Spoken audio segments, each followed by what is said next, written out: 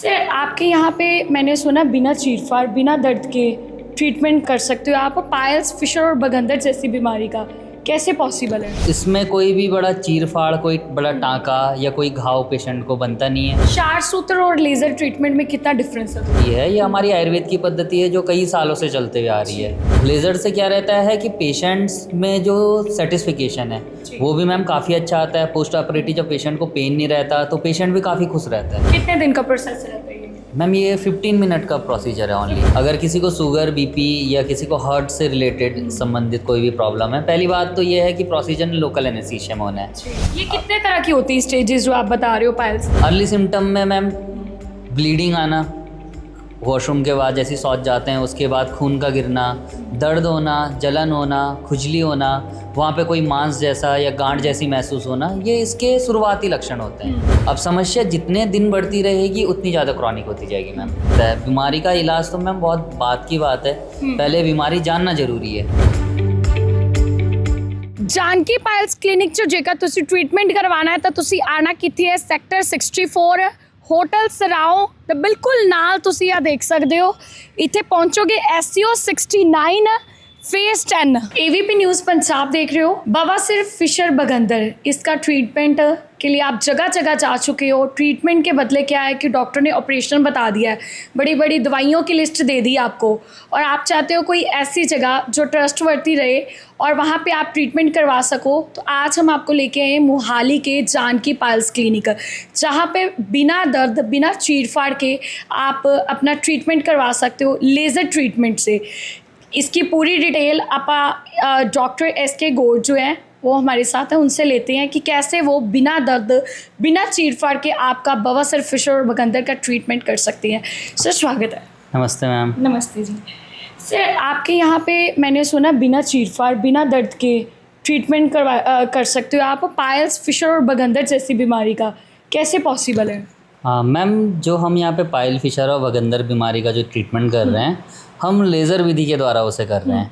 तो ऑब्वियस सी बात है, लेज़र है तो मिनिमम इन्वेजिव है, तो इसमें कोई भी बड़ा चीरफाड़, कोई बड़ा टाँका या कोई घाव पेशेंट को बनता नहीं है, जिस वजह से पेशेंट को जो पोस्ट ऑपरेटिव पेन होता है, जो उसकी रिकवरी रहती है, पेन भी कम होता है और रिकवरी भी बहुत फास्ट होती है। पोस्ट ऑपरेटिव जो ब्लीडिंग वगैरह के चांस रहते हैं वो भी बहुत लेस होते हैं मैम, और लगभग ये मानिए ना के बराबर ये चीज़ें पेशेंट को फील होती है। क्षार सूत्र और लेज़र ट्रीटमेंट में कितना डिफरेंस है दोनों में? मैम क्षार सूत्र और लेज़र ट्रीटमेंट में माने तो बहुत ज़्यादा डिफरेंस है। अब क्षार सूत्र भी एक रिकग्नाइज पद्धति है, ये हमारी आयुर्वेद की पद्धति है जो कई सालों से चलते हुए आ रही है। पर क्षार सूत्र में क्या रहता है कि मैम जैसे जो बवासीर का मस्सा है उसको हम क्षार सूत्र से बांध देते हैं, फिर वो धीरे धीरे कटता है, उसमें समय भी लगता है और दर्द भी रहता है। इतना ज़्यादा दर्द नहीं होता बट फिर भी उसमें पेनफुल वो कंडीशन है। उसके बजाय अगर हम लेज़र को देखें तो लेज़र में सिर्फ एक ही बारी में हम मस्से को पूरा का पूरा अंदर से कोगुलेट कर देते हैं। वो जब पूरा का पूरा एब्लेशन उसमें हो जाता है तो मस्से में क्या रहता है कि 40 से 50% श्रिंकेज जो रहती है हमें वो एट अ टाइम देखने को मिलती है। फिर फॉलोड विद 1 और 2 वीक में वो काफ़ी पूरी तरीके से श्रिंक हो जाता है। इसमें कोई कट नहीं होता, कोई इसमें घाव नहीं बनता, मस्सा अपनी जगह में चले जाता है। देखा जाए जानकी पायल्स क्लिनिक कितने टाइम से लगातार मतलब ऐसे लेज़र ट्रीटमेंट, क्योंकि लोग जो है जिनको ये बीमारी से पीड़ित होते हैं वो कई जगह जा चुके हैं, उनको ऑपरेशन भी बताते हैं लोग और कह सकते हैं लाख लाख रुपए की दवाइयाँ भी खा चुके हैं, पर ट्रीटमेंट जो है उसके बाद फिर से उनको यही बीमारी लग जाती है। मैम हम लोग भी पहले जब हमने स्टार्टिंग में काम स्टार्ट किया था तो उस टाइम पे ज़माना थोड़ा पीछे था, तब क्षार सूत्र विधि से ज़्यादा हम प्रयोग में करते थे। पर विगत 2-3 वर्षों से हमने अपने सारे ही सेंटर में लेज़र के द्वारा ट्रीटमेंट करना चालू कर दिया है। लेज़र से क्या रहता है कि पेशेंट्स में जो सेटिस्फिकेशन है वो भी मैम काफ़ी अच्छा आता है। पोस्ट ऑपरेटिव जब पेशेंट को पेन नहीं रहता तो पेशेंट भी काफ़ी खुश रहता है। क्षार सूत्र में भी पेशेंट, ऐसा नहीं है कि रिजल्ट नहीं है, क्षार सूत्र में भी पेशेंट में अच्छे रिजल्ट है, बट जो पेन है वो लेज़र से कई गुना ज़्यादा है मैम। कई ज़्यादा पेशेंट बार बार कंप्लेन करता है कि सर डिस्कम्फर्ट हो रहा है, सर दर्द हो रहा है।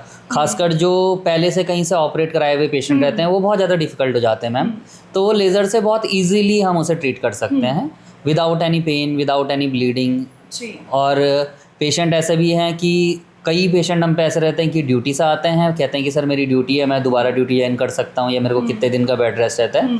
लेजर विधि से हम करते हैं तो मैम इसमें कोई बेड रेस्ट की नीड नहीं है। कितने दिन का प्रोसेस रहता है ये? मैम ये 15 मिनट का प्रोसीजर है ओनली। 15 मिनट का 1 डे केयर रहता है? 1 डे केयर प्रोसीजर है मैम। लोकल एनेस्थीसिया में ये होता है। लोकल एनेस्थीसिया मीन्स कि सिर्फ हमें गुदा के उसी हिस्से को सुन करना है जहाँ पे हमें काम करना है। तो मुश्किल से आप ये मानिए कि 2 से 3 मिनट सुन करने में लगते हैं और पूरा प्रोसीजर 15 से 20 मिनट का है। इसके बाद 10-15 मिनट पेशेंट को केयर में देख के हम पेशेंट को रिटर्न घर भेज देते हैं। यानी कि अगर कोई पेशेंट जॉब करता है या कहीं पे भी है, उनको अगर बवासीर होगी तो एक दिन में ट्रीटमेंट करके उसके बाद वो अपना इजीली वर्क कर सकता है? मैम एक दिन तो बहुत बड़ी बात है। 1 घंटे में ही अपने वर्क में जा सकता है। जी जी मैम। यानी कि रेस्ट भी करने की जरूरत नहीं है? रेस्ट भी करने की नीड नहीं पड़ती मैम। मोस्ट ऑफ द कुछ केसेस ऐसे होते हैं जो बड़े केसेस हैं, उसमें भी ये रहता है कि पेशेंट को 1-2 घंटे थोड़ा सा हम रखते हैं। बाकी मोस्ट ऑफ द पेशेंट हमारे ऐसे हैं कि 30 मिनट में डिस्चार्ज घर। एक चीज़ और, जैसे जिनका ऑपरेशन हो चुका होता है, बाद में फिर उनको बवासीर हो जाती है या फिर वो कई मेडिसिन खा चुके, फिर ट्रीटमेंट के बाद भी उनका मतलब बिगड़ जाती है कंडीशन, तो वो भी यहाँ पे आके लेज़र ट्रीटमेंट करवा सकते हैं? मैम मोहाली में तो यहाँ पे मेरे पे जितने भी पेशेंट आए, अबाउट 80% पेशेंट मैम मेरे पे कॉम्प्लिकेटेड ही आए हैं शुरुआत से, कि जिनका 1 बार ऑपरेट हो चुका है, 2 बार ऑपरेट हो चुका है, कभी कहीं से 60 सूत्र हो चुका है, कोई मॉडर्न हॉस्पिटल में पूरा ओपन सर्जरी हो चुकी है। फिस्टुला के बहुत ज़्यादा रिकरेंस के पेशेंट इस टाइम पे हमारे पास है यहाँ पे, और वो पेशेंट सक्सेसफुली ट्रीट हो रहे हैं मैम। यानी कि लेज़र ट्रीटमेंट अगर करवाते हैं तो उसके बाद उनको मतलब ऐसी प्रॉब्लम नहीं आएगी किसी तरह की? नहीं मैम, इसमें कोई भी ऐसी प्रॉब्लम नहीं आती है। पेशेंट पूरी कंप्लीटली रिकवर्ड होके जाते हैं हमसे। अगर किसी पेशेंट को शुगर, बीपी या हार्ट की प्रॉब्लम है तो वो भी, उनका भी आप लेज़र ट्रीटमेंट कर दोगे? मैम लेज़र ट्रीटमेंट सबसे सेफ़ है। मिनिमम इन्वेजिव है तो सबसे ज़्यादा सेफ ट्रीटमेंट है। अगर किसी को शुगर, बीपी या किसी को हार्ट से रिलेटेड संबंधित कोई भी प्रॉब्लम है, पहली बात तो ये है कि प्रोसीजर लोकल एनेस्थीसिया में होना है। इसमें जनरल एनेस्थीसिया और स्पाइनल एनेस्थीसिया देने की हमें ज़रूरत नहीं है। तो जो कॉम्प्लिकेशन है एनेस्थीसिया के वो ना के बराबर रहते हैं, तो पेशेंट भी ईजिली अपना ट्रीटमेंट ले सकते हैं। उसमें कुछ ऐसा दर्द से नहीं होती। थोड़ी बहुत उसमें ऐसे रहता है कि परहेज वगैरह रहता है, दवाइयाँ प्रॉपर चलानी पड़ती है। उस चीज़ का ध्यान पेशेंट देगा तो कोई भी उससे समस्या होगी नहीं। अब रही बात है, आपने ट्रीटमेंट के सारे मतलब प्रोसेस बता दिया है। देखा जाए जब पेशेंट को जब पायल्स होती है, फिशर बगदर कुछ भी, तो उनको वो क्या करती है, उनको जब पता चलता है तो वो लाइटली ले जाते हैं उस चीज़ को। उसी टाइम उस कंडीशन में क्या करना चाहिए? मैम एक्चुअली इसके जो अर्ली सिम्टम होते हैं, जैसे इन बीमारियों को, एनोरेक्टल जितनी भी बीमारी होती है, अर्ली सिम्टम में मैम ब्लीडिंग आना, वॉशरूम के बाद जैसे शौच जाते हैं उसके बाद खून का गिरना, दर्द होना, जलन होना, खुजली होना, वहाँ पे कोई मांस जैसा या गांठ जैसी महसूस होना, ये इसके शुरुआती लक्षण होते हैं। अगर किसी पेशेंट को ऐसे लक्षण आ रहे हैं तो उसको इस बात को दबा के रखने से कोई फ़ायदा होने वाला नहीं। इवन क्या होता है कि कुछ दिन मरीज कहीं से भी एंटीबायोटिक खा के, पेन किलर खा के 5-6 दिन के लिए रिलीफ ले लेता है, 6-7 दिन बाद दोबारा से समस्या होती है। अब समस्या जितने दिन बढ़ती रहेगी उतनी ज़्यादा क्रॉनिक होती जाएगी मैम। जितनी ज़्यादा क्रॉनिक समस्या उसको ठीक करना उतना मुश्किल। कारण क्या रहता है जो पायल्स, फिशर बगंदर जैसी बीमारी हो जाती है? मैम ये टोटली तो लाइफस्टाइल डिसऑर्डर है। कुछ हद तक इसमें कुछ पार्ट जेनेटिक भी इसमें माना जाता है, बट जेनेटिक वाले मोस्ट प्रोन होते हैं, पर ये जो मेनली होता है ये लाइफस्टाइल के कारण है।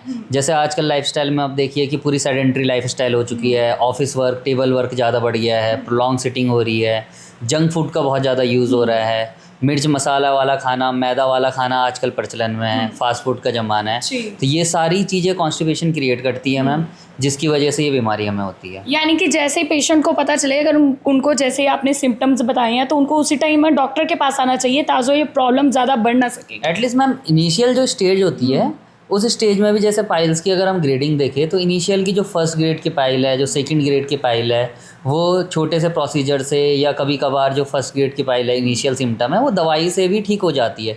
बट उसके लिए किसी प्रोफेशनल को दिखाएं तो ज़्यादा बेटर रहेगा कि वो तुम्हारी कंडीशन को एक्सेस कर सकता है। बीमारी का इलाज तो मैम बहुत बात की बात है, पहले बीमारी जानना ज़रूरी है। ये कितने तरह की होती है स्टेजेस जो आप बता रहे हो पाइल्स की? मैम इसमें हर बीमारी की अलग अलग स्टेज होती है। जैसे हम सिर्फ एक पाइल्स को ही लेके चले तो इसमें मैम पाइल्स की 4 ग्रेडिंग होती है।